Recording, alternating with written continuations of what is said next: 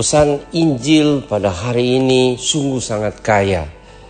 Cerita yang ditulis oleh Matius mengenai seorang perwira Romawi yang datang kepada Yesus, meminta tolong kepada Yesus untuk menyembuhkan hambanya. Dia tidak datang kepada Yesus untuk meminta bagi dirinya sendiri, tetapi bagi hambanya. Dan kita tahu bersama bahwa hamba itu untuk seorang perwira seperti perwira Romawi yang ada di Israel pada waktu itu, hamba itu tidak lain adalah budak. Biasa kita kenal dengan istilah budak belian. Jadi seorang budak kalau dia sudah lumpuh, maka sebenarnya dia sudah sama sekali tidak berguna. Maka sebenarnya si perwira itu atau tuan itu bisa kemudian ya menyuruh saja dia pulang.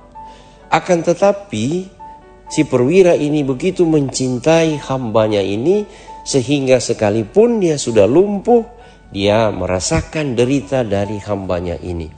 Hamba ini, pelayannya ini telah menjadi bagian dari hidupnya dan keluarganya. Dan karena itu ia berusaha untuk mencari pertolongan. Secara medis tidak bisa, dia percaya bahwa Yesus yang dia dengar penuh kuasa untuk menyembuhkan orang sakit. Dia percaya Yesus pasti dapat menyembuhkan hambanya ini.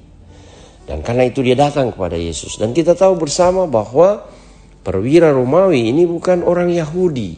Dia masuk dalam kalangan orang yang tidak percaya. Orang bilang mereka itu orang kafir. Akan tetapi dia datang mencari Yesus dan memohon kepada Yesus. Dan dalam cerita Injil tadi, Yesus sebenarnya sudah bersedia untuk pergi ke rumah si perwira untuk menyembuhkan hambanya. Akan tetapi kemudian si perwira ini dia melihat Yesus secara lain. Dia melihat pertama-tama dirinya sebagai seorang atasan, sebagai seorang perwira. Kalau saya berkata, saya perintah, saya bersabda, maka bawaan saya pasti akan turut. Dia melihat Yesus sebagai Tuhan. Bahwa orang ini luar biasa kuasa sabdanya. Maka perwira ini percaya Yesus bila dia bersabda, maka apa yang dia sabdakan pasti akan terjadi. Dan itulah yang ia ungkapkan kepada Yesus. Tuhan, saya tidak layak Tuhan datang ke rumah saya, tetapi bersabdalah saja, ucapkan sepatah kata, maka hamba saya akan sembuh. Kata-kata dari perwira Romawi ini sungguh sangat menyentuh hati Yesus. Dia seperti mengingatkan Yesus bahwa dengan bersabda saja, maka apa yang Yesus sabdakan pasti terjadi. Ini satu pembelajaran yang sangat penting dan sangat indah bagi orang Israel.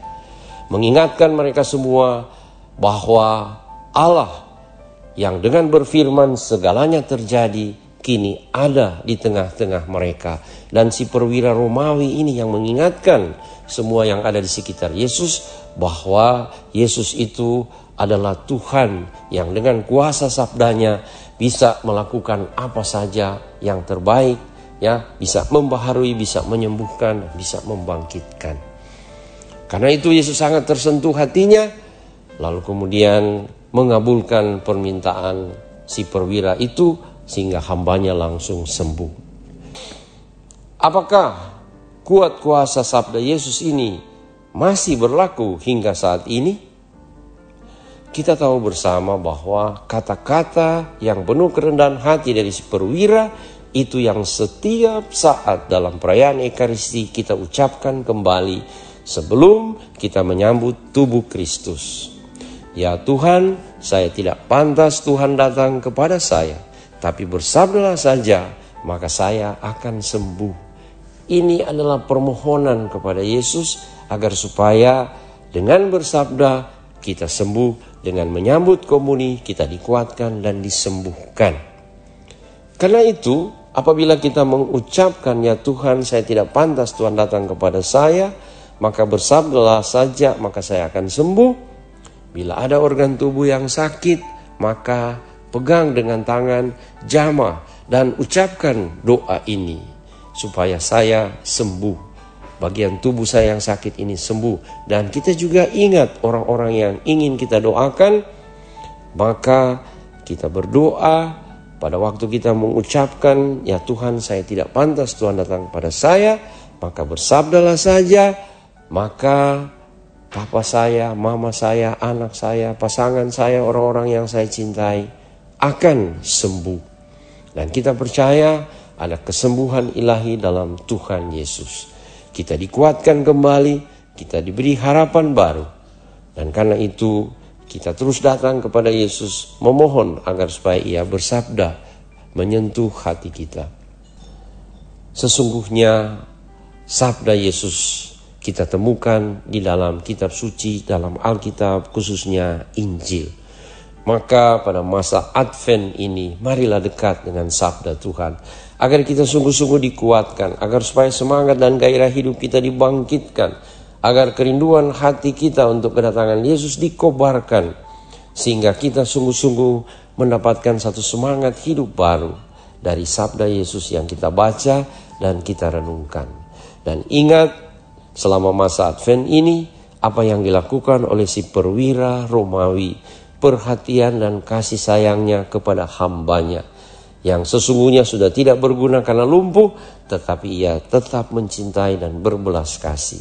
Demikian juga selama masa Advent ini, selain kita dekat dengan Yesus dalam firman-Nya, dalam sabdanya, kita semakin percaya akan kuat kuasa sabda Yesus. Kita juga mau mengulurkan tangan, membantu sesama saudara kita yang membutuhkan uluran tangan kita.